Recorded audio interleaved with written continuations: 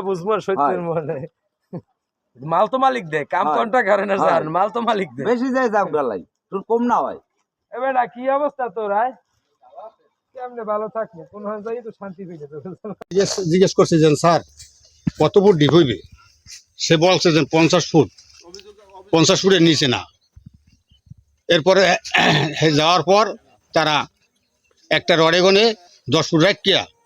clear করতে আছে তা 12টা রড হইবে রড দিতেছে 8টা আস্তে আস্তে 8টা আর সাইড দিতেছে 10 ফুটই এই কাজের আগে যে সময় ইঞ্জিনিয়ার আসছিল জি জি তখনকার ঘটনা তো তারপর এই 8টা দিয়ে 12টা দিয়ে করছি আপনার ওই সাইড দিতেছে 10 ফুটই 8টা দিতেছে 29.5 ফুটই এখন কতটুকু লেয়ার দিয়েছে